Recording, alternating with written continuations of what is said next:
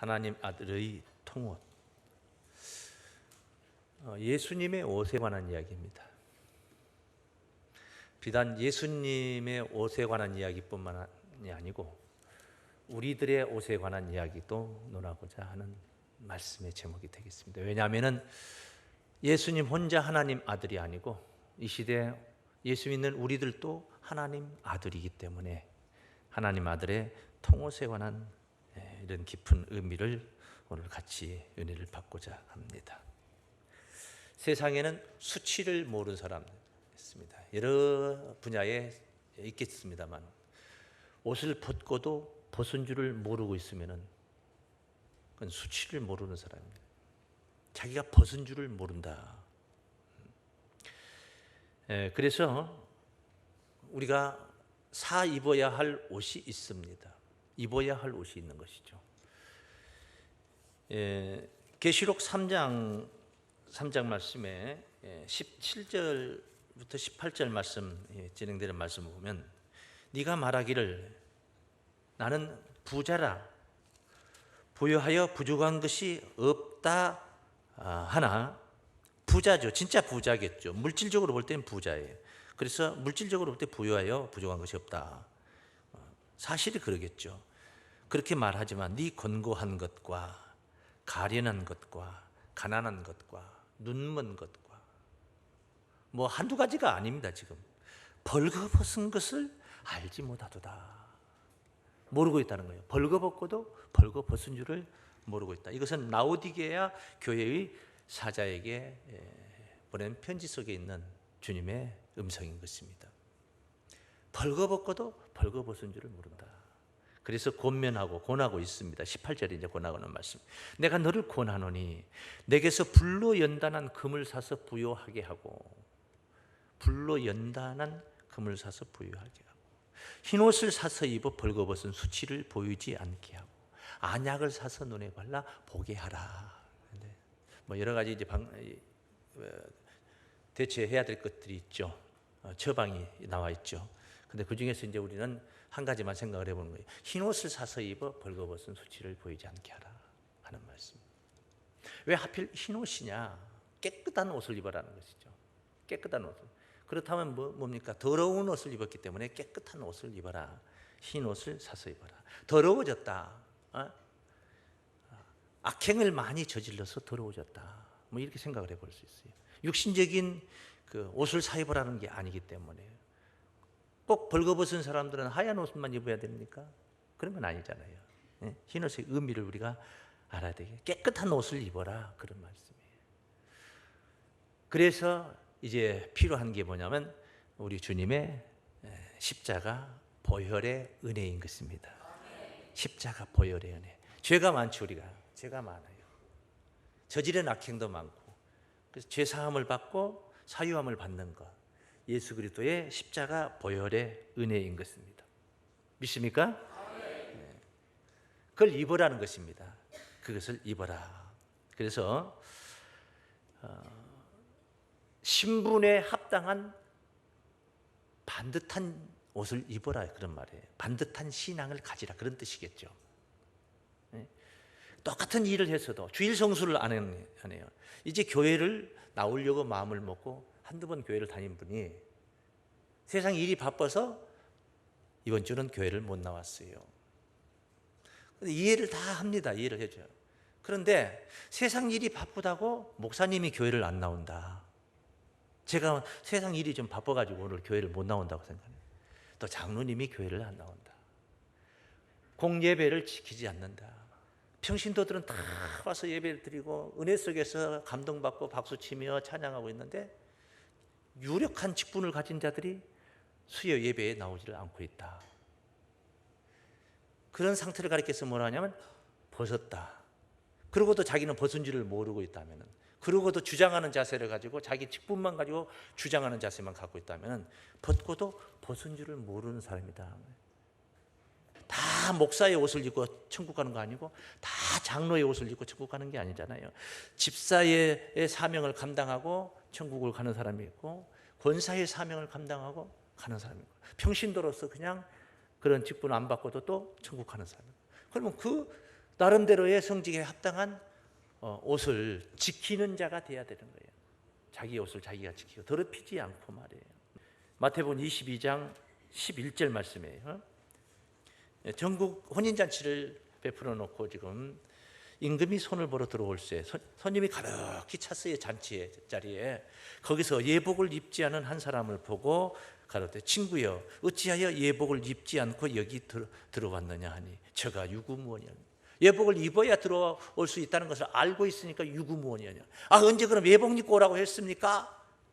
이렇게 반문할 수가 없는 거예요. 언제 예수 믿어야지 천국 온다고 했습니까? 예수 안 믿는 사람이 만약에 들어와 있다면 반문할 수가 없는 거예요. 다 이미 광고가 되어 있고 본인 스스로가 알기 때문에. 임금이 사환에게 말하되 그 수족을 결박하여 바깥 어두움에 내어 던지라. 거기서 슬피 울며 이를 갈미 있으리라. 이렇게 된 겁니다. 그래서 옷이라는 것은 영적 의미가 굉장히 깊어요. 옷이라는 게 그런 것입니다. 뭘로 다닌 거예요? 신분과 사명에 따라서 옷이 달라요. 이렇게 옷이 다른 거예요. 그래서 오늘 하나님 아들의 통옷에 관해서 여러분이 깨닫기 위해서 첫 번째 꼭 인식해야 될 것. 옷은 무엇을 상징했냐? 이 문제를 여러분이 인식을 해야 돼요. 한번 따라하시면 신분과 사명을 옷으로 비유합니다. 신자는 앞서 말씀드렸잖아요. 각기 성직이 다르다고 그러죠. 다르잖아요. 그게 다를 수 있잖아요. 그러면 그 다른 옷이 나름대로 다 자기 옷이 있는 거예요. 저는 제 옷이 있는 거예요. 제가 입고 있는 외투 이게 아니고 내면의 세계에 사명의 옷이 있고 신분의 옷이 있는 거예요. 제가 목자로서 양들만 또 못한 신앙을 가지고 세상에 빠져가지고 살고 있다면은 그건 신분에 맞지 않는 그런 옷을 입은 사람, 수치를 보이는 거. 그 옷은 입으나 마나인 것이 벗은 자나 똑같다. 그런 것입니다. 그래서 애초에 감당이 안 되겠으면은 그런 옷을 입으면 안 되는 것이죠. 안 되는 거예요. 이 계시록 16장 15절에 주께서 도적같이 오시는 때가 있다 이런 말씀이 있어요. 내가 도적같이 오리니 누구든지 깨어 자기 옷을 지켜. 자기 옷을 다 자기 옷이 있는 거예요. 자기 옷을 지켜 벌거벗고 다니지 아니하며. 누가 육신적으로 벌거벗고 다닐 사람이었죠? 어쩌다 한 명 정신 나간 사람이나 한 사람이 스트레킹하고 거리에서 그런 사람도 있죠. 벌거벗고 다니지 아니하며 자기의 부끄러움을 보이지 아니하는 자가 복이 있도다. 항시 그렇게 대비하고 유비무환의 정신으로 도적같이 오리니만 알지 못한 사이에 온다 이 말이에요. 어느 때 임할는지 모른다는 거예요. 그러니까 나태하게 태만하게 있어서는 안 되나. 언제든지 긴장하고 준비된 그냥 스탠바이라고 그래요. 항상 그렇게 준비가 되어 있어야 된다. 성도는, 신자는. 믿습니까? 사명의 옷을 지켜라 말이에요. 그래야지 수치를 보이지 않는다. 믿습니까? 그 예수님 메시아 강림에 관해서는요. 예언의 말씀이 굉장히 많죠. 메시아가 이제 오셔서 어떤 말씀을 증거하는 것도 증거하지만은 가장 중요한 것은 고난의 길을 가는 거예요. 십자가의 길을 가는 거예요. 우리의 죄 때문에 십자가의 길을. 그래서 오늘 본문에도 그 십자가의 길, 십자가상에 매달리는 예수님, 군병들이 예수를 잡아 십자가에 못 박는 이야기. 그게 이제 본문 이야기예요. 당연히 그런 이야기. 이사야 53장 말씀에 그가 찔리면 우리 허물을 인하며 그가 상하면 우리의 죄악을 인함이라. 그가 채찍에 맞음으로 우리가 나음을 입고. 이렇게 그런 그 예언 이사야 선지자가 예언했던 것이 예수님의 십자가의 길을 가면서 다 성취가 되는 거예요. 그게 다 이해가 되는 겁니다. 그런데 그 옷에 관해서 예언을 했더라지만 오늘 본문 말씀을 읽어보니까 옷에 관한 예언이 있었는데 그 옷에 관한 예언이 응한 말씀을 갖다 오늘 본문에서 언급을 하고 있는 거예요. 앞서 읽어봤지만 또 읽어보겠죠. 이 메시아의 옷에 관해서 이렇게 왜 육신적인 옷을 그 메시아가 무슨 갤럭시를 입었으면 어떻고 겉옷이 닥스를 입으면 어떻고 아니면 또 속옷은 상방울을 입으면 어떻고 백양을 입으면 어떻고 근데 옷에 관해서 겉옷도 예언이 되어 있고 속옷도 예언이 되어 있다. 그 예언되어 있는 말씀을 먼저 한번 보여요. 시편 22장 16절 말씀입니다.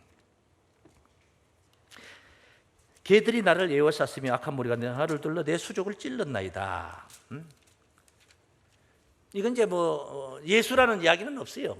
이건 이제 앞에 22장 1절부터 쭉 보면은 메시아에 관한 예언의 말씀이에요. 그리고 이제 오늘 본문으로 확인해 보면 이것이 여실히 메시아에 관한 예언이라는 것을 알게 됩니다. 내가 내 모든 뼈를 셀 수 있나이다. 저희가 나를 주목하여 보고 내 겉옷을 나누며 속옷을 제비 뽑나이다. 내 수족을 찔른다. 16절에서부터 시작되는 말씀을 보면은 손과 발이 찔림을 받는다는 거예요. 예수님이 못에 못 박혔죠. 손과 발이 못 박혔잖아요.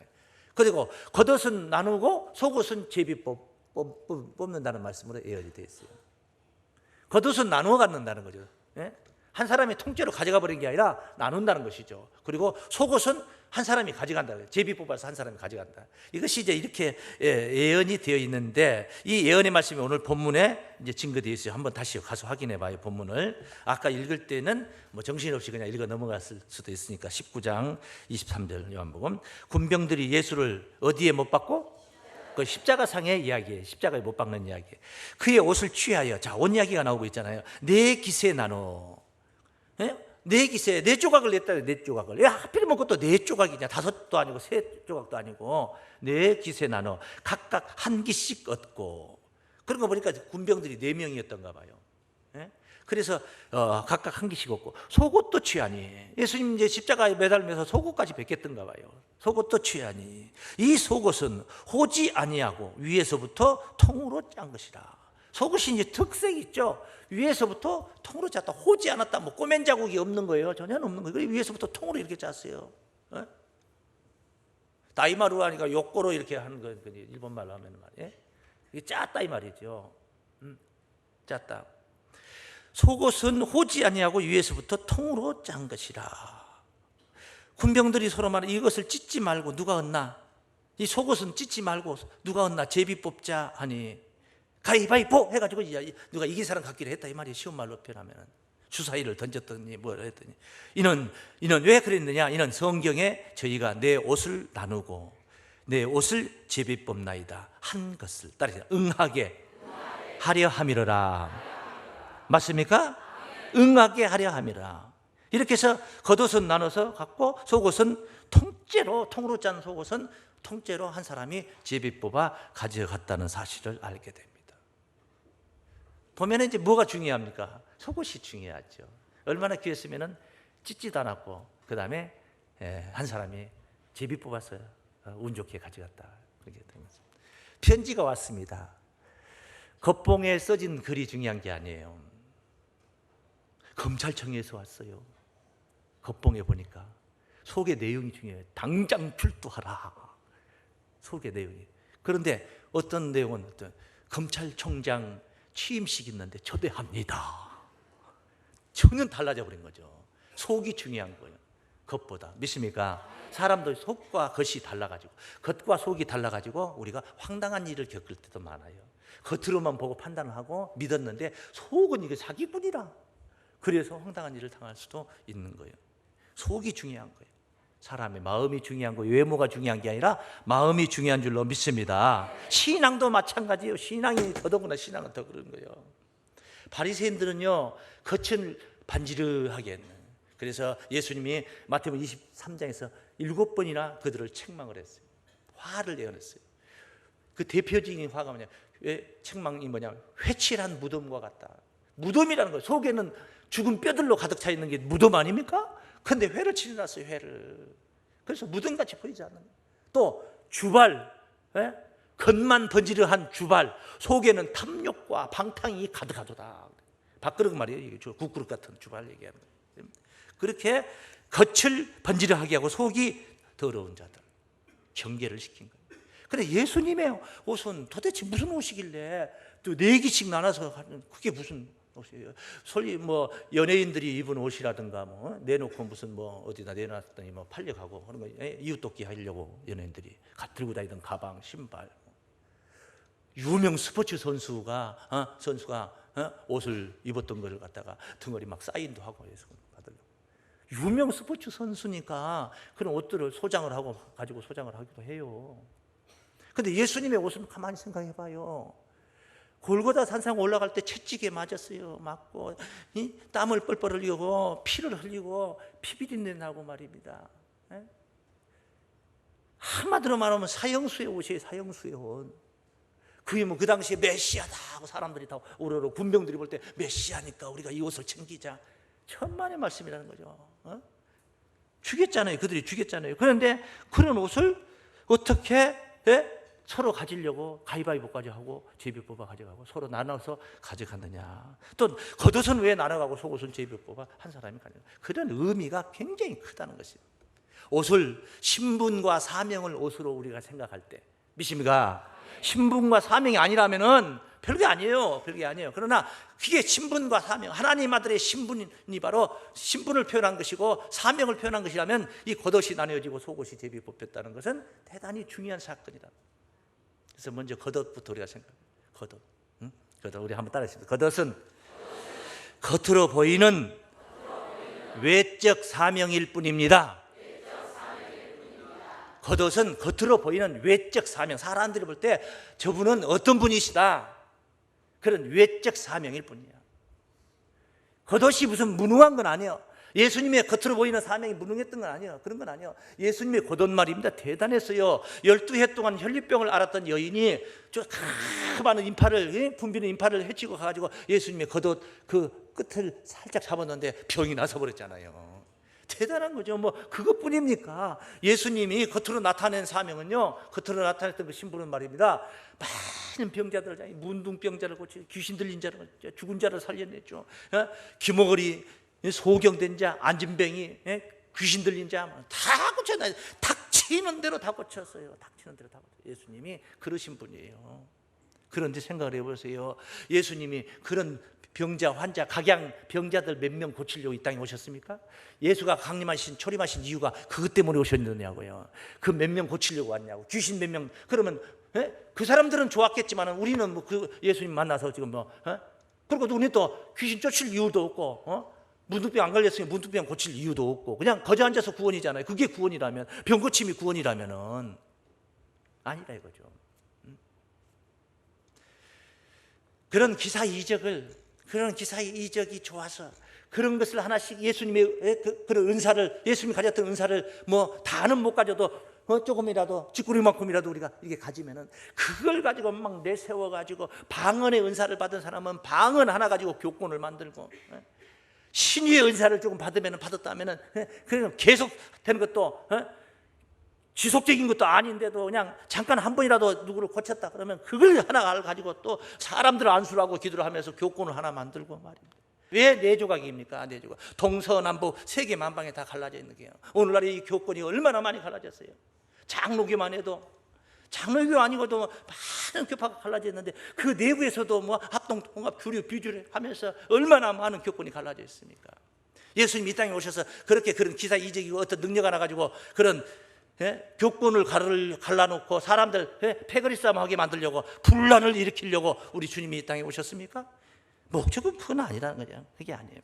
그래서 예수님의 그 옷이 신분과 사명이라면 겉옷은 겉으로 드러난 외적인 사명이라는 거예요. 그러니까 사람들은 겉으로 드러나는 것만 보게 됩니다. 내면의 세계를 봐야 되는데 겉으로 드러나는 것만 보는 거예요.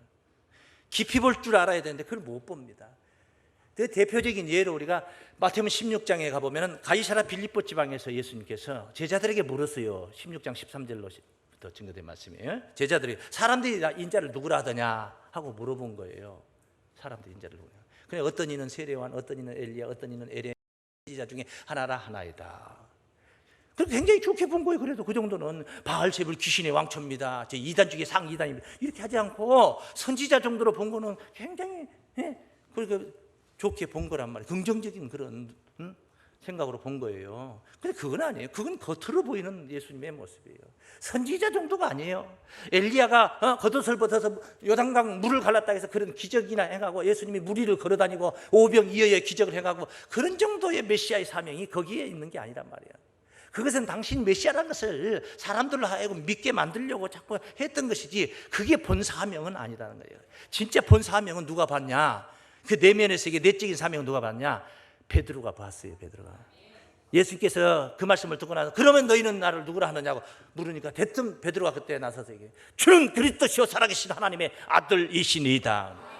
이게 우리는 그리스도 너무나 많이 쓰는 용어입니다. 하나님의 아들 너무나 많이 쓰는 용어예요. 그러나 그 시대에는요, 그런 용어를 쉽게 쓸 수 있는 용어 아니에요. 첫째, 하나님의 아들이라는 말은 감히 함부로 쓸 수 있는 말이에요. 육신을 가진 사람이 하나님의 아들이라는 건 그건 참남된 소리예요. 신을 모독하는 소리하고 똑같은 거. 신의 아들이고 자기가 신이라는 소리하고 똑같아요. 신의 아들이니까 자기가 신 아닙니까? 에? 신이 장갑 낳는 거 봤습니까? 신이 신을 낳는 거죠. 갑자기 이상해져 버립니까?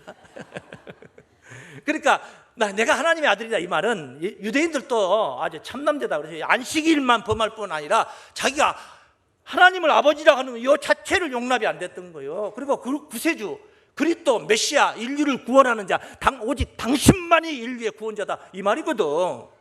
아니 당신만이 인류의 구원자다 이렇게 하는데 유대인들이 받아들입니까? 그건 쉬운 얘기가 아니야.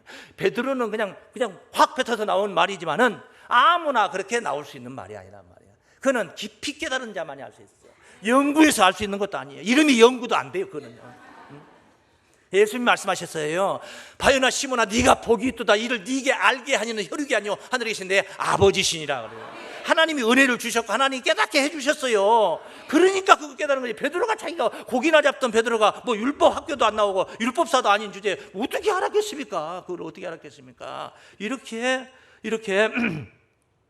내적인 사명은 쉽게 볼 수 있는 게 아니에요.